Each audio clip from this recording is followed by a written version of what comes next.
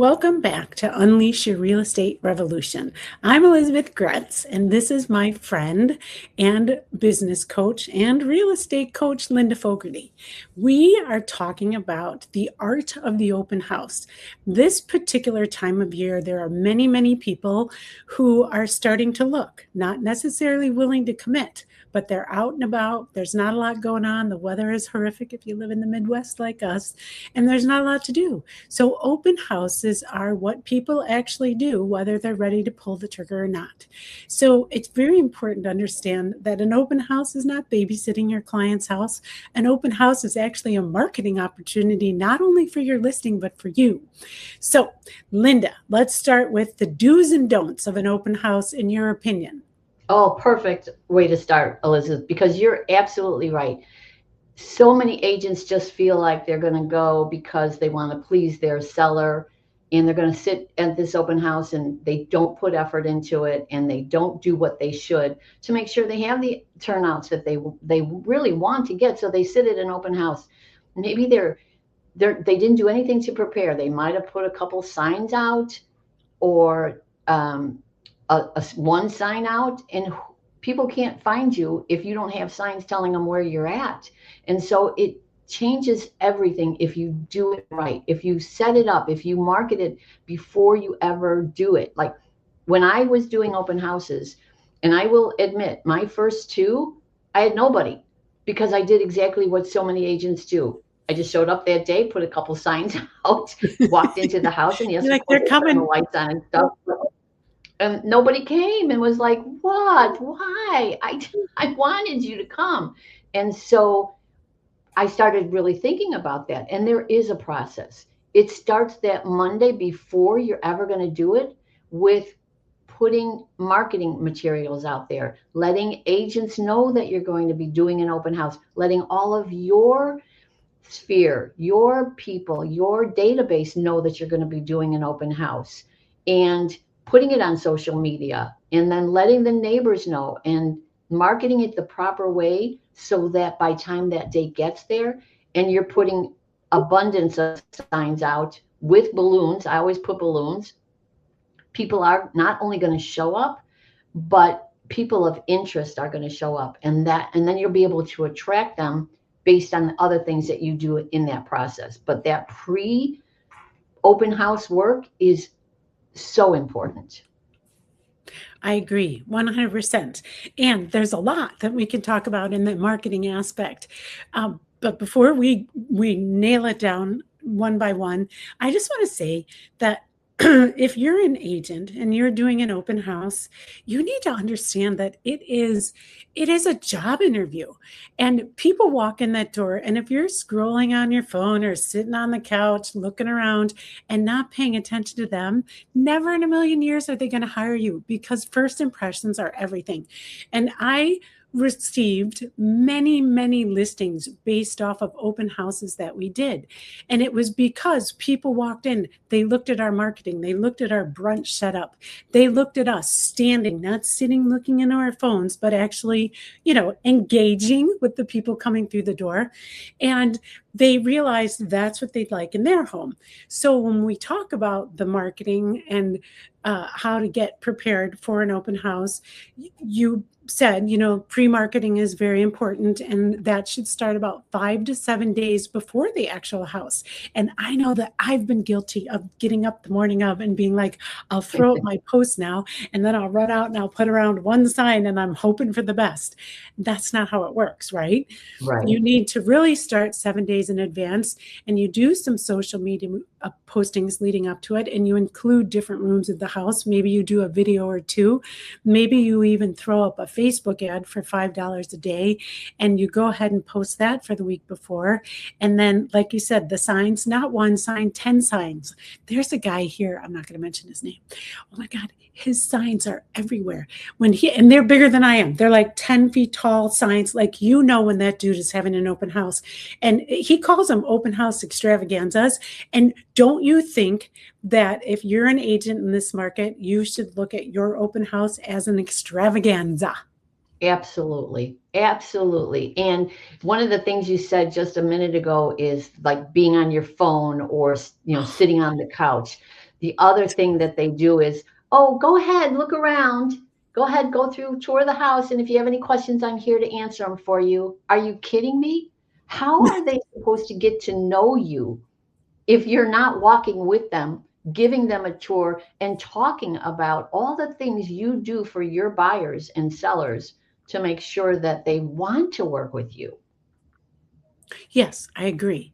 There are questions. There are ways to ask questions. It's about building a relationship. It's not about what is the statistic, and I hope I don't go to real estate jail. I think that you have less than a 1%, or maybe it's 2% opportunity of actually selling a house at an open house. Do you know that statistic?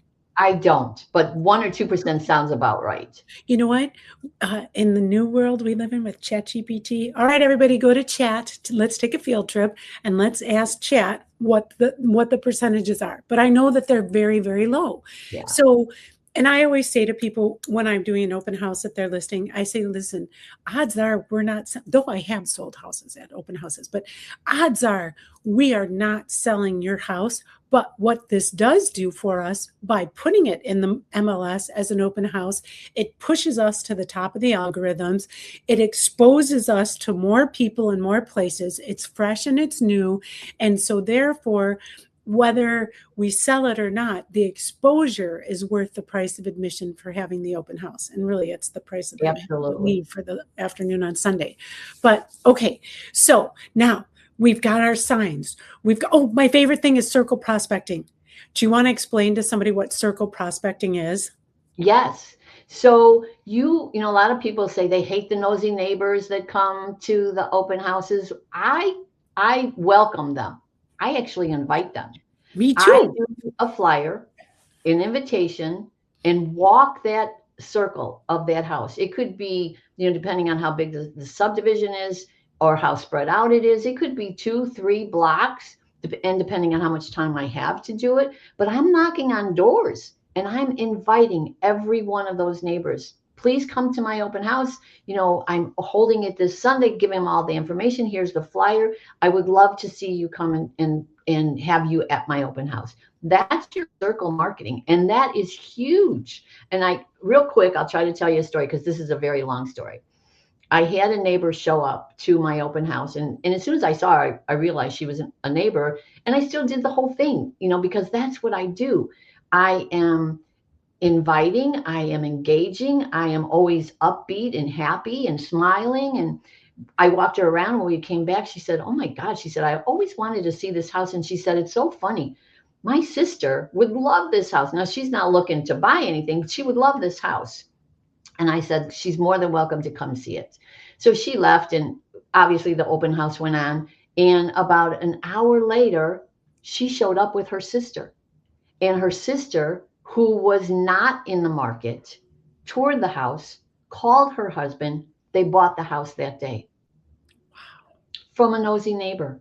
Yeah, from circle prospecting. Mm-hmm. So when we do this, and what we do is, and I hired my kids, right? I would, you know, you have the clear plastic sleeves, and we would print out. It costs no money to circle prospect. Well, my kids were expensive, but you know, if you want to do it to your immediate people, and then, you know, go another 30, 40 people out, and you just want to drop off flyers at their house, I would always say that it was an exclusive neighbor preview.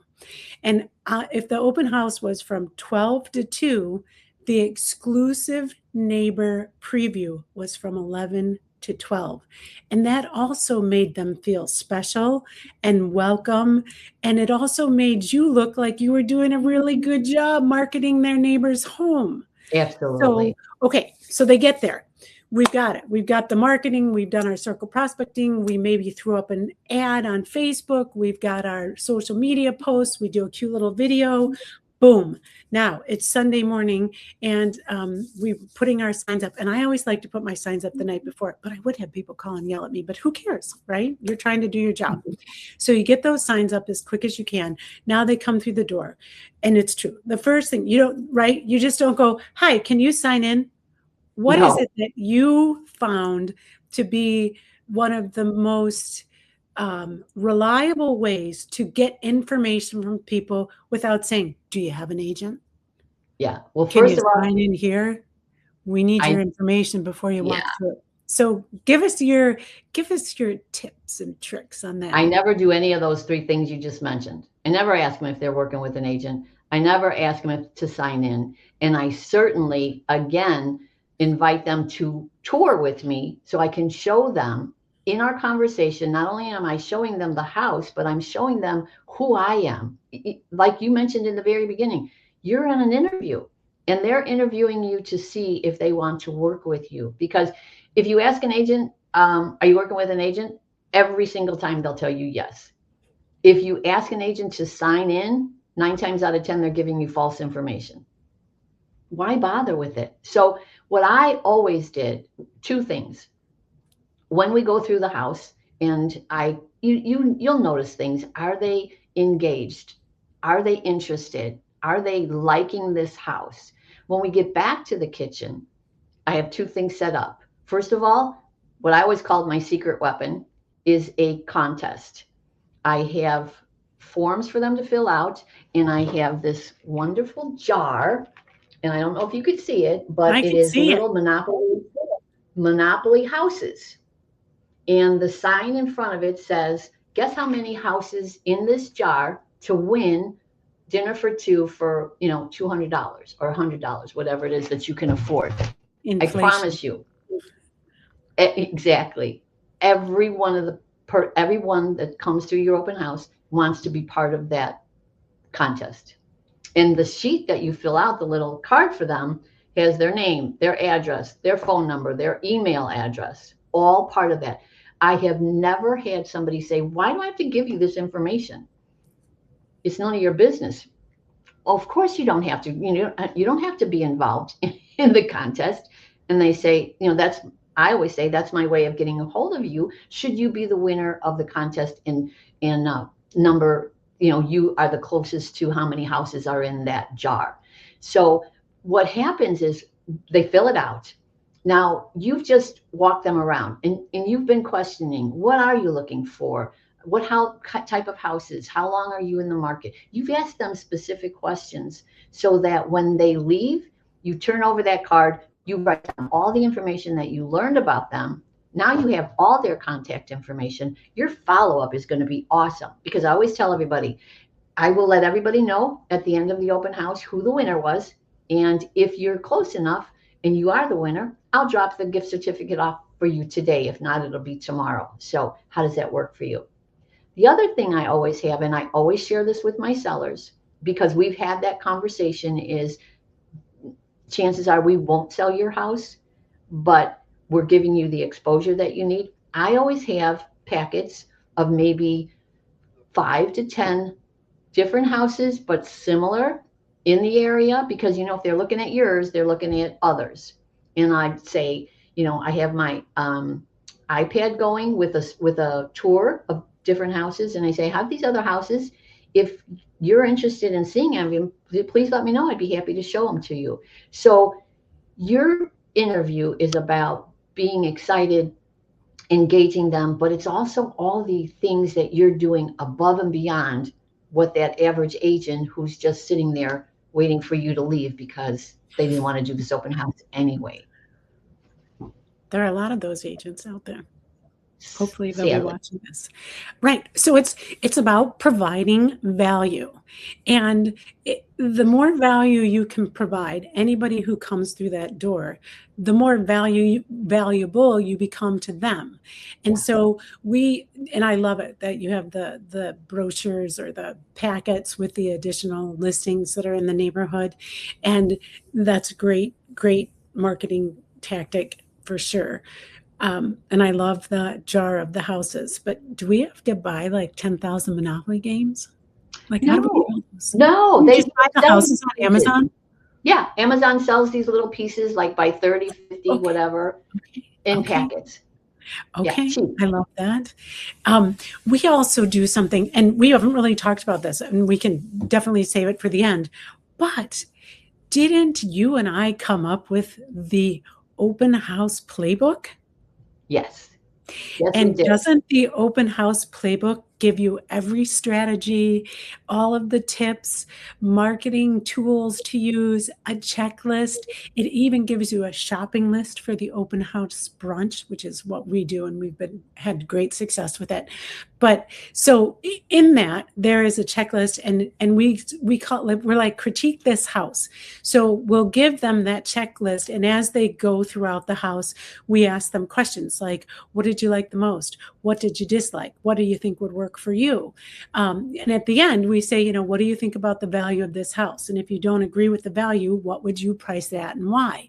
And so that gives us a lot of valuable feedback to give to our clients, but it's also another way to engage them and capture their information. So once we have all the information, then do you wait like a week or two to follow up? What do you do? Okay. So I always have thank you cards with me, blank thank you cards. I write them out. Thank you so much for attending my open house today. And I will put in there who the winner of the contest was. They're handwritten. They have the stamp on them. And as soon as I walk out of that open house and pick up my signs, I go to the post office and drop them off because they're getting them the next day or maybe the second day. Nice. Then I follow up that day with a phone call and tell them who won the contest.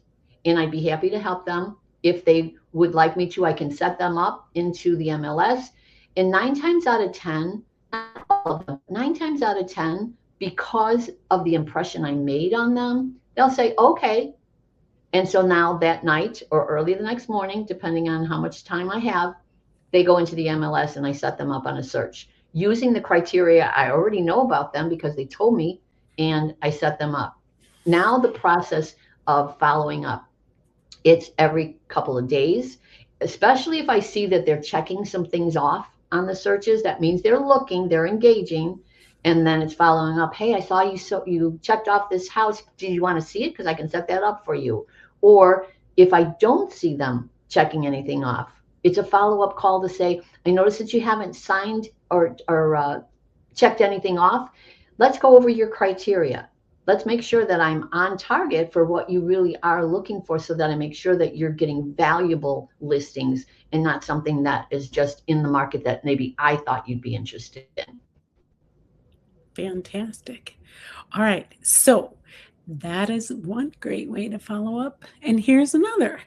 When we have open houses and people come in, we limit the marketing material that we give them because we want them to engage and ask questions, and we want them to be present and not have their face down in a brochure and ignoring us.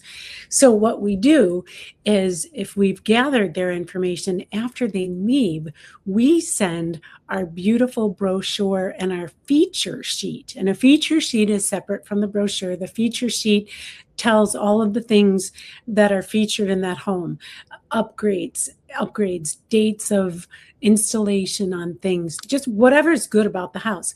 And we will text that, say the open house was from 12 to 2 on a Sunday. At 4 o'clock on Sunday will be, hey, Linda, thank you so much for coming. Here's the marketing material that we promised you. If you need anything else from us, we're here for you. Boom. And usually they will respond with a thank you or a question.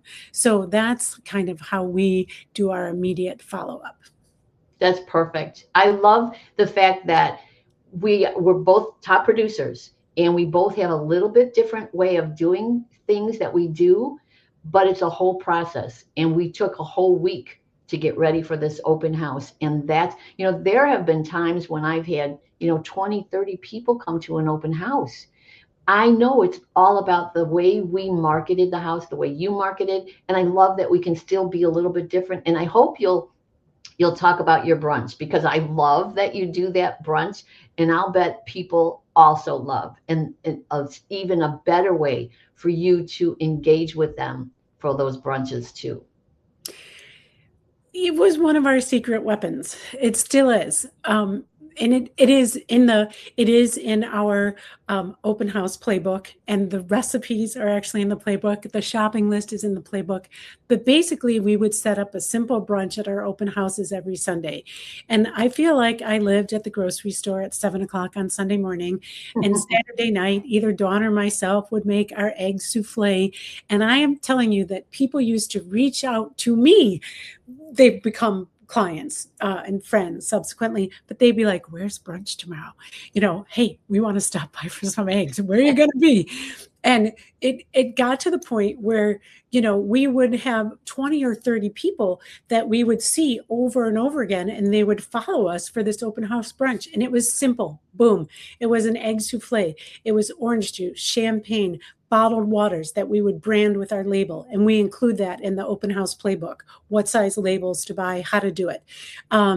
We would buy big, fat, chunky muffins from Jewel. And then we would stop by Dunkin' Donuts and we'd grab little donut bites because, kids would love those donut holes, I guess they call them. Yeah. Anyway, and then we would always have a grab and go. So we'd always buy granola bars or something. So if they want to grab a water, grab a granola bar, boom, because not everybody wants to stand there eating egg souffle and chat with you.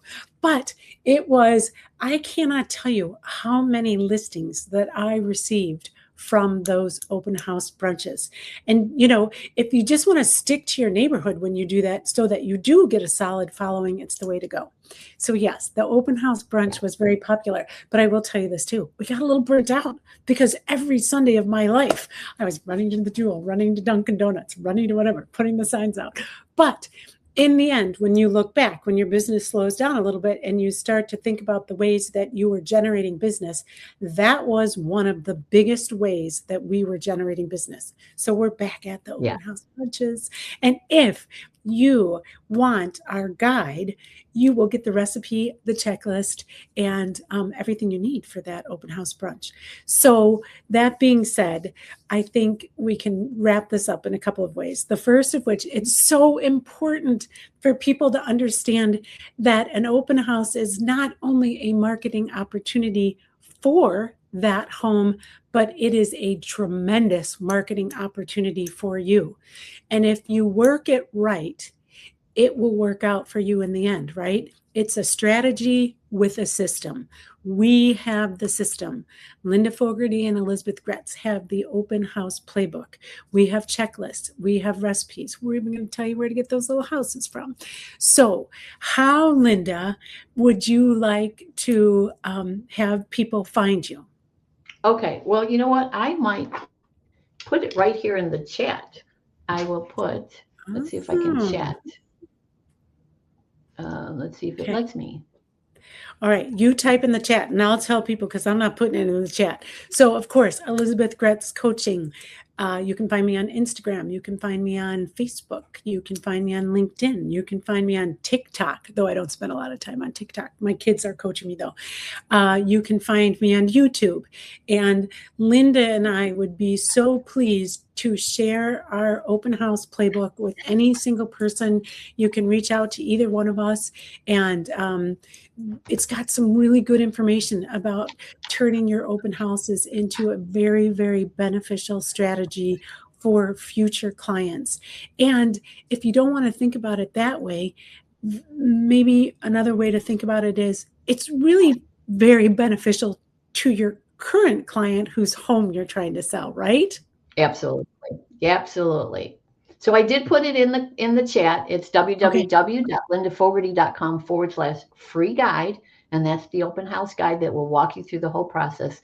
But I agree with you, Elizabeth. They can find us on Facebook. They can find us on Twitter and Instagram and YouTube. And it's so easy. And for me, it's just www.lindafogarty.com.